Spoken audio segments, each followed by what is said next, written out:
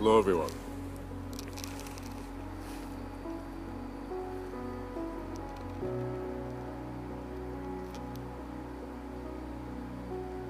Today's episode is Alchemy of Chaotic Order.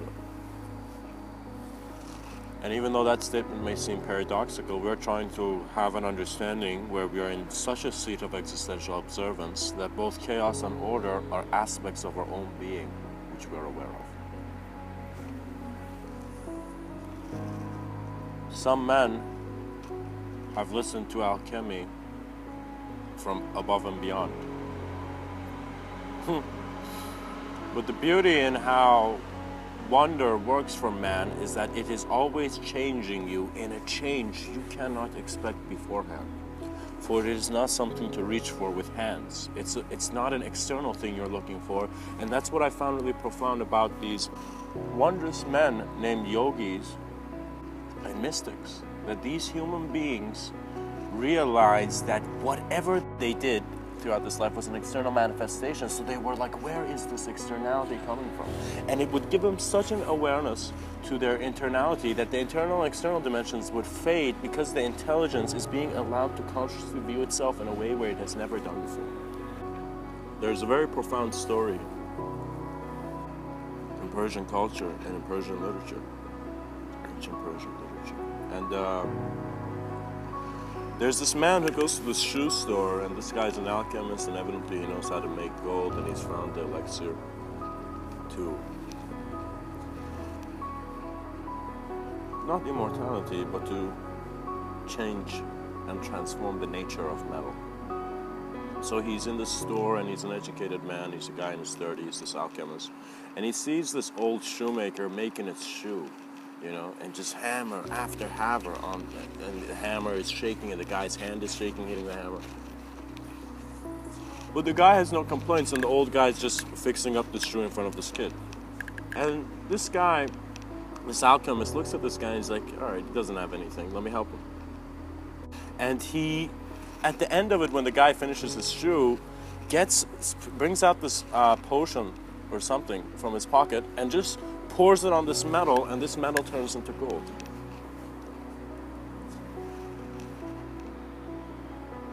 And then there is this moment where the atmosphere of the environment changes because the old guy looks at this kid and says, what are you doing? I did not tell you to turn this into gold, turn it immediately back.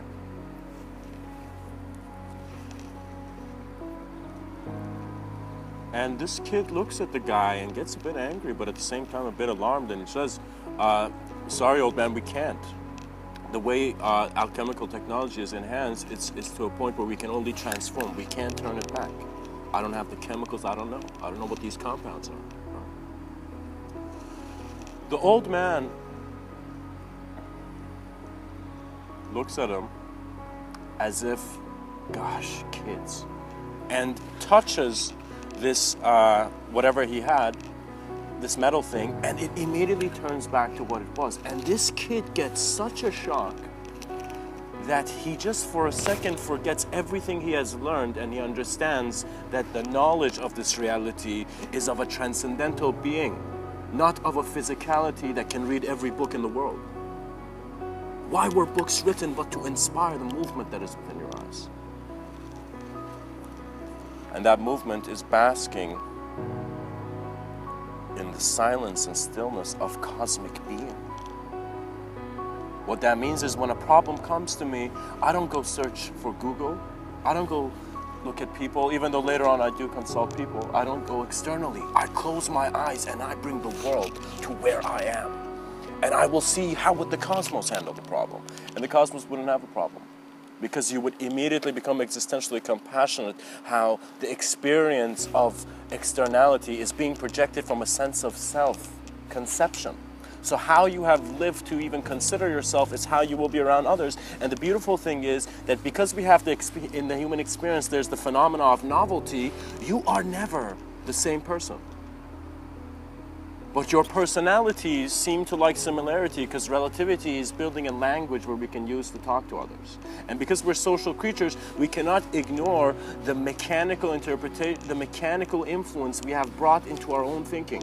But we must utilize it. What that means is you're not trying to get rid of the ego. You're not trying to get rid of who you are to be someone else. You're not trying to be someone else. You are trying to look at what is here. And this is not only a physical thing. And once you realize this, it's not that I'm saying there's the non-physical, that's, you know, there's people dancing behind curtains. No. The veil is how the blindfold was placed in your eyes by yourself, and this self is life looking at life as life. The difference does not exist, for the experience is a fresh moment of novel awareness. So how can I judge your sense of novelty? How can I judge the ability within you to find new ideas? Do you see? It's only when we assume that people are in a certain way that when we become judgmental and a bit aggressive towards them. But at the same time, we must understand there is no one who is guilty here. There is no being that is guilty for being alive and living the way they do. Guilt is for the human idea, but the human idea is you. So what that means is you need to explore the nature of reality and to move past any criminal or victim that you have associated with, and for a second see the command of this cosmos of realization. What that means is that moment where in that video game you saw the character leveling up and reaching an ability it had not before. For a second, pause the screen and look at the screen of life. And it is not about a competitive reality. It is about becoming aware of the nature of all movement, which is even before competition. What that means is the mystic thought about the evolution of existential movement, but certain people with who originated the idea of evolution were just looking after the movement. And we got to see, because we, just like how we have different preferences, different human beings have different tastes for depth in life. You know? There was a moment in my life where I could have heard my own talk right now and just looked at myself and be like, I don't see any of that. And it's because I did not allow myself to trust life. And so I was pushing people away. I was not trusting them. I was trying to self-maintain externally as an individuality, and you're not supposed to in a sense. What that means is Mr. Within finds that what is really a brilliant balance of consideration of conceptualization in regards to individual and collective terms is that externally you're not here to just be alone. You are here to naturally grow through greater senses of community because we're a social being. What that means is try to really trust certain communities and be a natural presence in them throughout your life. It will help your children's in ways that you would not believe. And what that means is we will have a better future because we're choosing to carry a heavy past. How else can we make the future a bit more lighter? How can we make it enlightened or a bit more lighted up? We need to see that the shadow was never weight. It is only in the agitation of this physical instrument that confusion makes you think you can do nothing when all manifestation is being done through nothing. Because the last time I checked, it seemed that we were on a tiny rock in the emptiness of space. When man begins to realize that his dimensions have evolutionary patterns and one plane of existence is naturally, just like how one human being is different than another plane, you begin to see abstraction is first beginning with your ability to see the self-reflective nature of thought form. As you begin to see the self-reflective nature of thought form, that self-inquiry directly brings you to an experience where it's as if you disengage out of the inaccuracy. And the inefficiency simply shifts. It's as if your resonance has gone to a point where you cannot hear the sounds you were hearing before. And so consciousness is being aware of itself as consciousness, and so words are fading. What that means is when perhaps a young man thought about infinity, he looked at two mirrors faced in one another, and the ability of any object to be put in an environment where it's infinite. The moment of life is an infinite glow, and you must cultivate an ability of not lingering on too much on a self that desires. The problem is, if you suddenly want to like look at your life in that way, which I certainly did, at some point in my life I just wanted to go into finance and try to be part of that world with a certain character, but I noticed that if I was to right now look at who I know myself as now, the idea I have myself, and just created my future based on this idea, I am ignoring all those days before I reach my outcome where I'm going to be changing. And so, what can a being do in an infinitely changing world when he's trying to find the oneness of truth? It is a knowing that comes from your being. So think about if everything you were looking for, every practice, every outcome, every search result you ever browsed in this life was all, in one manner,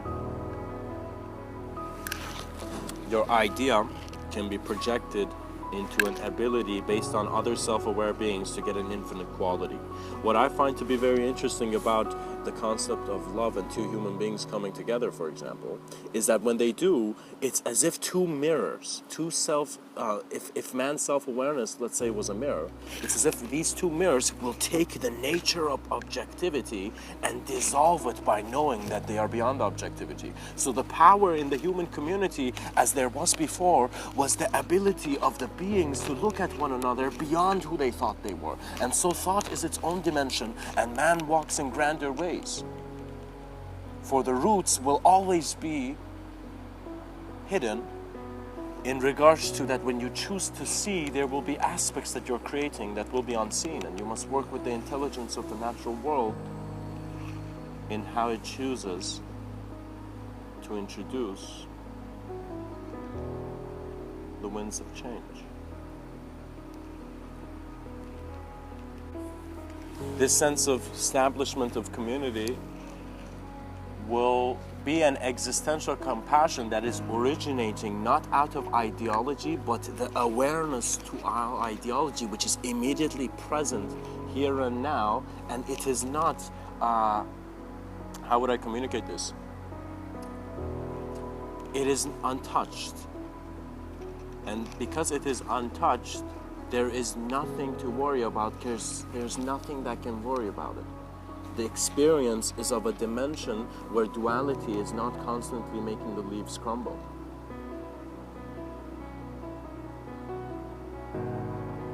But you are still aware of the crumbling of leaves, because you cannot acknowledge that dimension by first acknowledging the dimension you're in. The reason why many beings perhaps have just said be here and now is because when you come to here and now, it doesn't mean it's the same experience of here and now. It just means that you are moving beyond a sense of as if you're getting off this rusty bike you were always on, you know? And the way you're getting off it is by seeing that choice introduces the choiceless. That you must decide to see the profundity that is within your unknown. You must take the responsibility to see beyond what you have seen. You must be comfortable. You must not have fear. Fear is for a mind that is still not sure of where it stands. Because when you're aware of where you stand, you cannot create those dialogues of ridiculous environmental influence, which is not even you. It is how the past is coagulating with your influence that you're receiving of the present, which is projecting a sense of future. All these ideas are all there at once, but once you see that ideas are not things that are coming from a thinker that's you, it's not that they're neurons working that is making you aware of what you are. It's just that the awareness to a sense of physical reality that is stabilized is a unique intelligence on its own. What that means is if I was to, let's say, try to take out a tea bag from my cup of tea without a spoon, I would try to, in an instant, when I would put my hand in the tea to get the tea bag, and even though I'm sacrificing the burn, I begin to see that moment where my fingers have gone in the hot tea, just the amount of water touching the fingers and giving my fingers the shapes they have, in a sense, in regards to how they're entering the water covering the surface. That is how physical temporal reality is. It's as if we are this greater transcendental intelligence that has its finger in this physical dimension and is just watching this plane of existence. And then and just someone has come up to you and said, hey man, look at the mirror of life. And as you do, you begin to see you were the intention to be alive. So you may question, why was I born? Some people go that far, you know. And of course that is just the beginning for the mystic.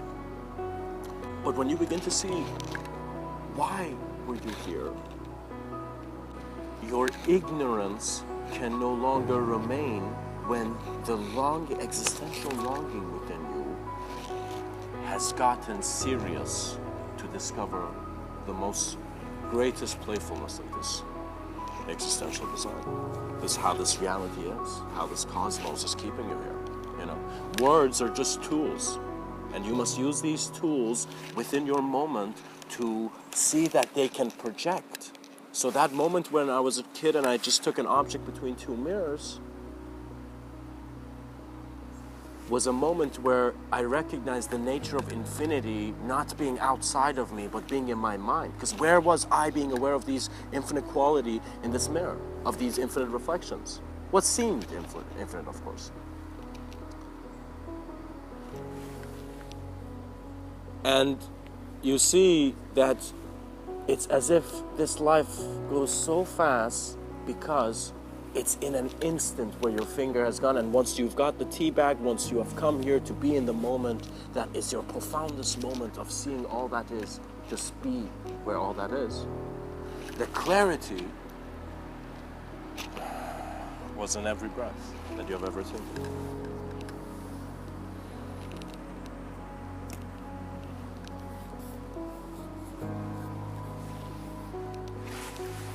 For order may choose to be shy.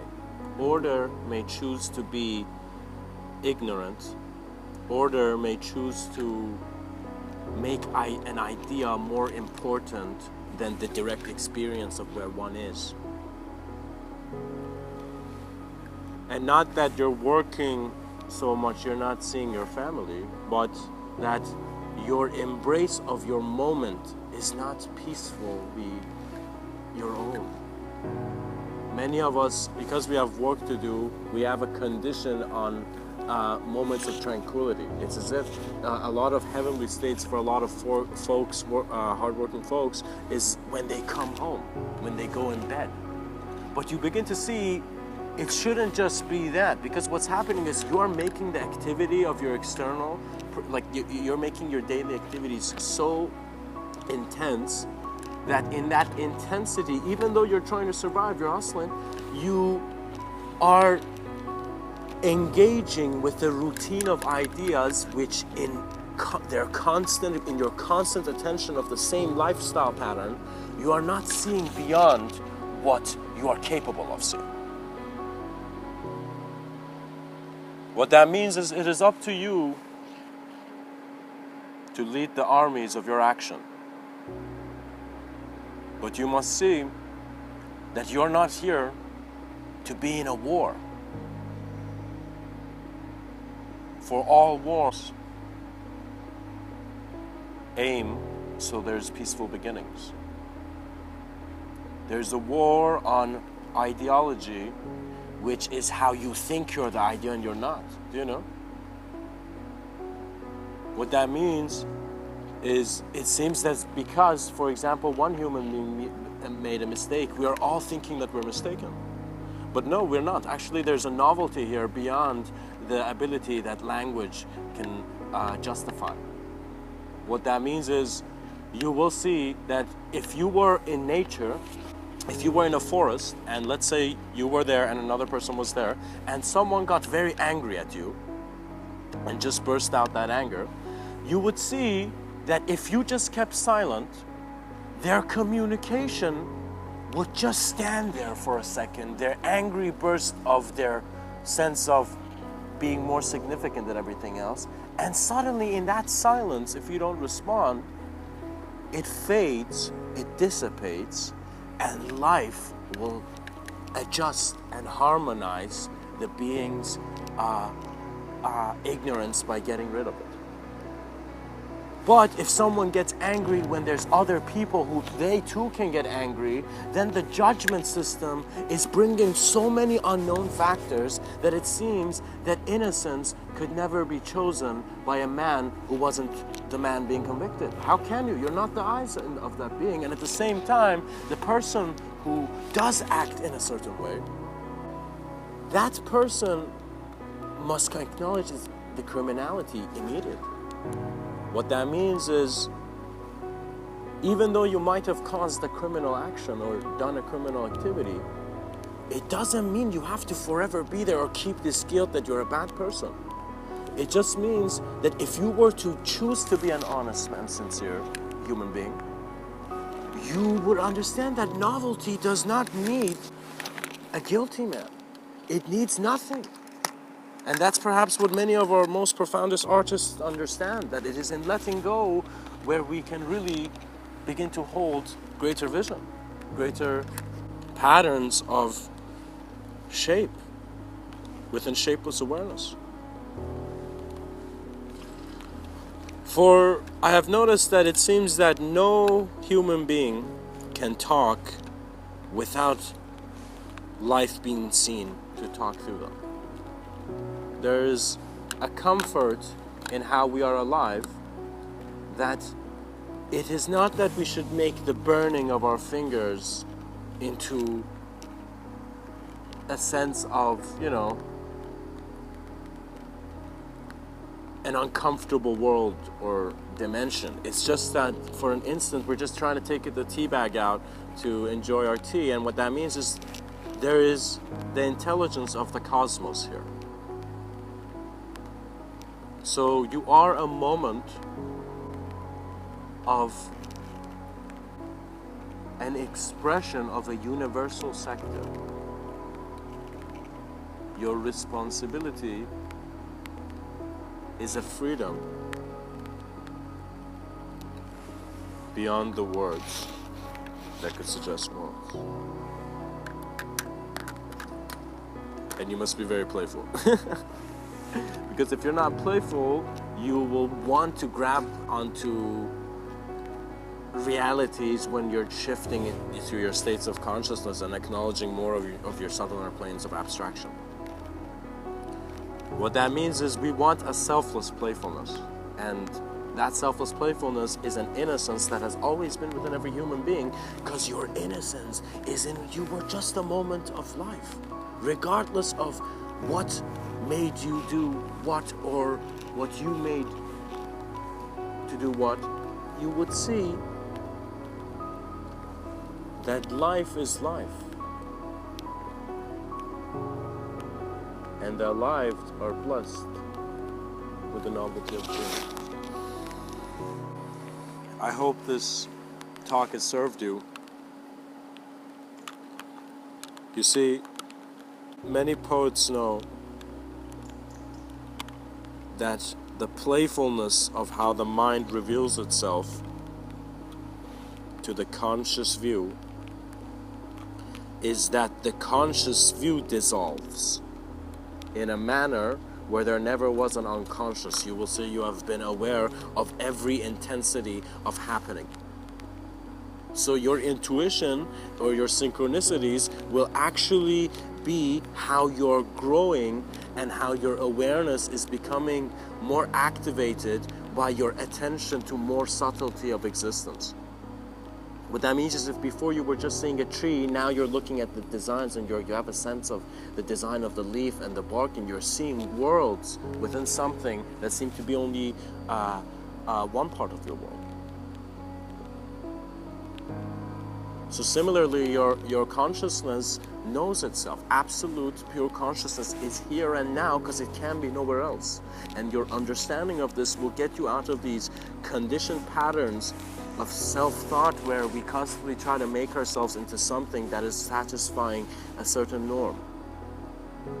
What that means is many people are not owning their feelings and they are trying to satisfy requirements of certain social systems, I guess, social behaviors.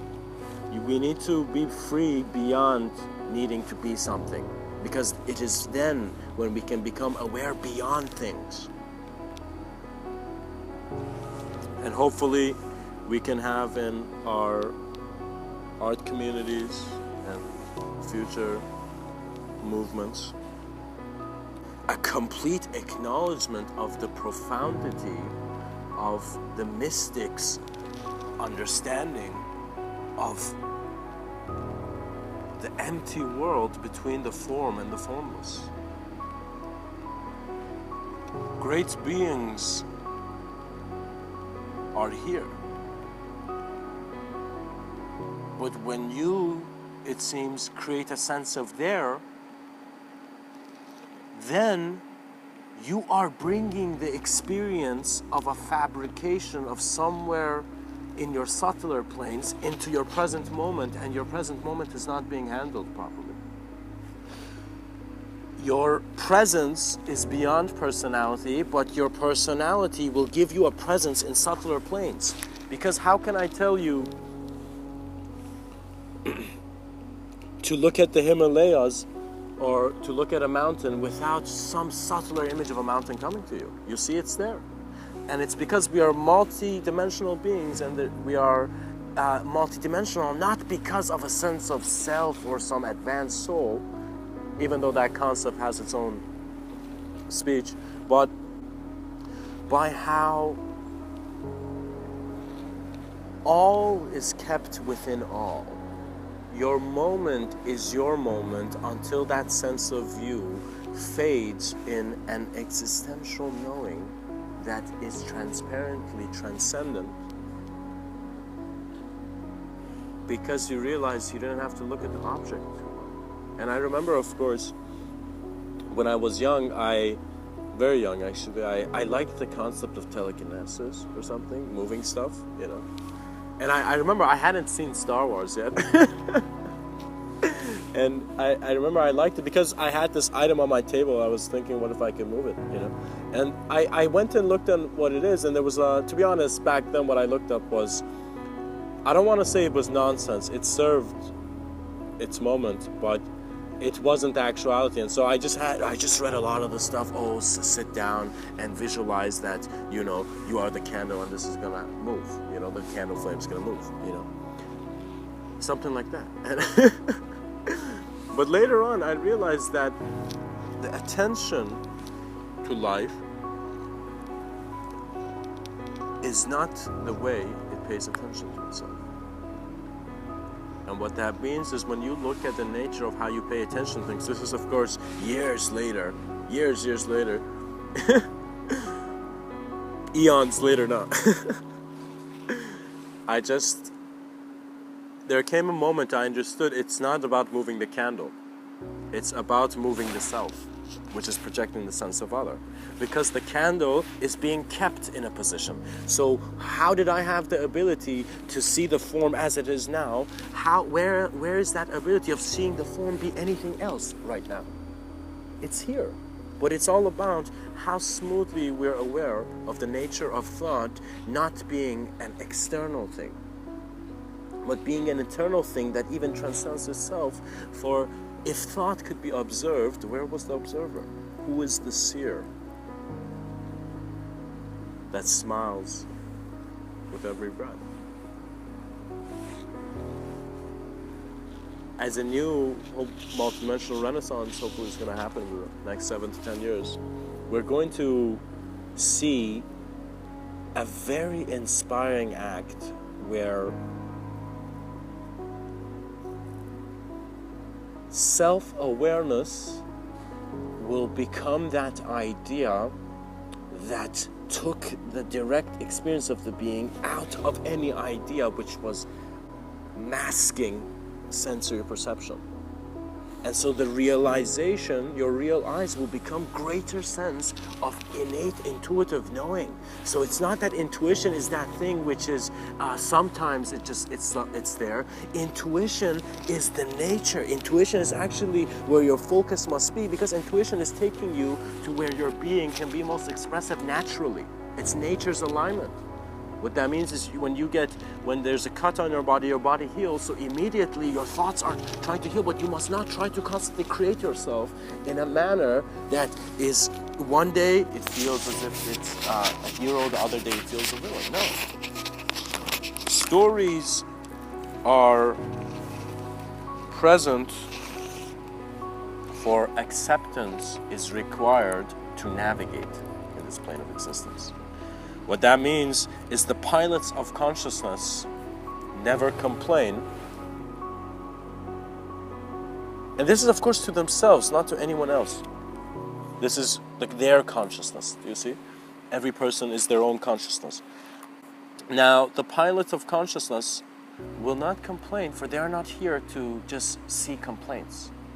They are here to handle all physical phenomena, all subjective phenomena, with the knowing of their being, which is the uniqueness of how your eyes are even open.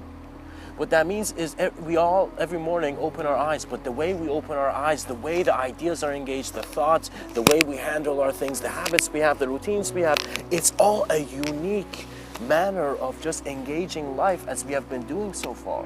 And so there is art here, art that is drawn not on a campus that can be sold for millions of dollars, but a canvas that is the canvas of life. It is the canvas of how you exist in your moment. You are a moment of experience, not the object of experience, but the objects of experience is real in your experience. What that means is, of course, when you look at, when you look at a tree, a sense of a tree is going to be more real for you. But you need to also realize you could look at other things, and so you don't have to just, for example, look at a tree. You can also look at how the tree is perpendicular to the ground, but the curves of this reality create a sense of illusion that breaks itself to be profound. For in the glory of a new discovery, there have always been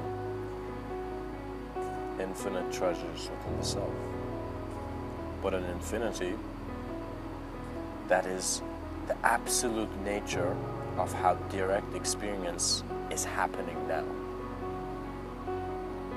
And I find the word, for many people who might have any kind of block, whether it's writer's block or any other block, you must look at the clue that the word now is giving you, and it is saying no. The first two words are N-O, but you begin to also see that N-O are the first two, it has the first two letters N-O, and you'd see that novelty, the word novelty, also has that letter.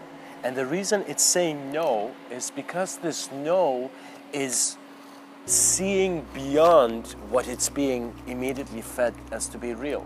So you are taking your own sense of what you think is real into reconsideration. You're not trying to externally prove to someone else that this is real or that's real, or oh my God, this guy doesn't know that this theory is not real.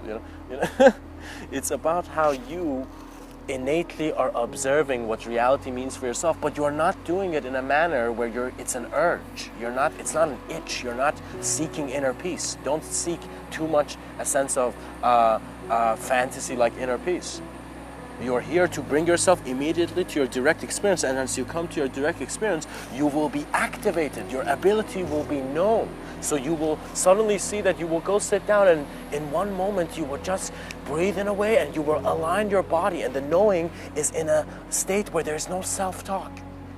There's just absolute silence and stillness, and your consciousness aligns itself, because that's what nature does to be.